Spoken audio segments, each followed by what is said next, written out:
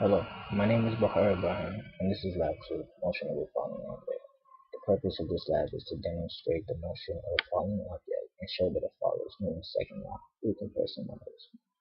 Newton's second law, as we know, states that final velocity is equal to initial velocity plus F net over mass times delta t. In our case, F net is not equal to 0 due to forces acting on the object, thus initial velocity does not remain constant.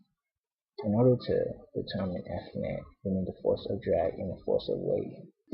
The force of weight is calculated by negative mass times gravity times the unit vector j.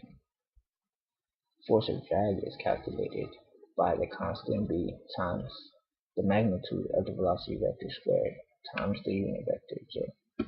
In order, in order to demonstrate the motion of a falling object, I dropped an empty pack of playing cards and uploaded my video on Tracker. In order to adjust for the skew in the axis, I adjusted my axis and Tracker negative 1.7 degrees from the horizontal axis.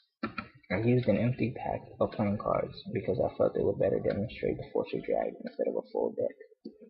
As for my calibration, I used the playing card deck itself, which is 0.0889 meters. I placed my origin of axes at the center of the packet of playing cards. And as you can see, the packet of playing cards went down the negative y-axis. I then analyzed my data from Tracker and produced this chart. And as you can see, the velocity is not constant due to the forces acting on the falling object. I then went into VPython to produce my computation model. The mass of the ball was 0.005 kilograms. The position vector 0, 0, 0, and the initial velocity 0, 0, 0. T is set to 0 and delta t 0.001. The force of gravity is set at 9.8 and j hat is set at the unit vector 0, 1, 0 in the y-axis. The constant b, which I determined to be 0.00428. I then set my while loop to a time frame of 0.674 seconds in order to, and I then set the force of W to negative ball dot m times g hat. And as we said, force of drag is equal to negative b times m magnitude times the velocity times the velocity squared. F net is once again the force of weight plus force of drag. We then have the code for Newton's second law, and after that we update the position with the velocity. Continue that while loop.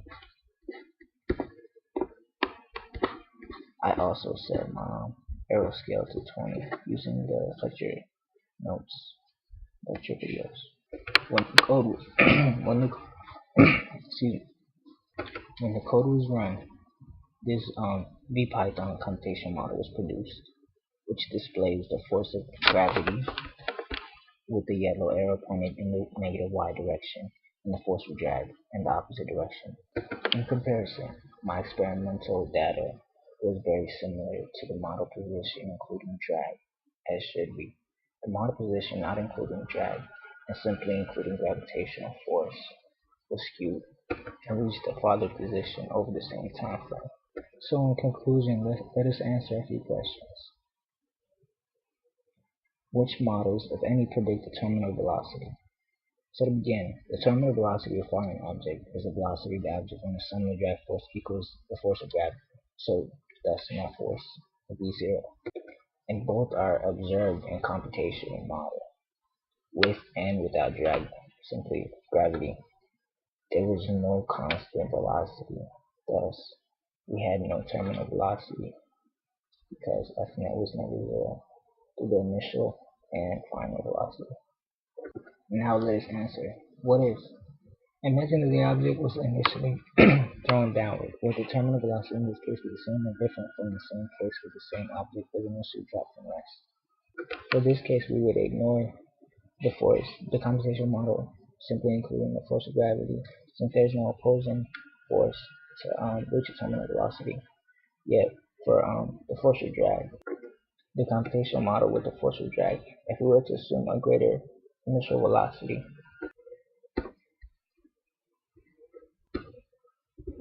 let us input a greater initial velocity.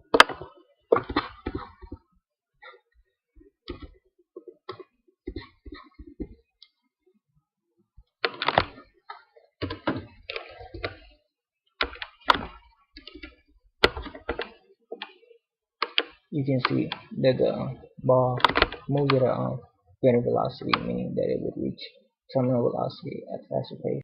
Thus, the terminal velocity will not be the same as that of the terminal velocity in the situation of the object being dropped from us.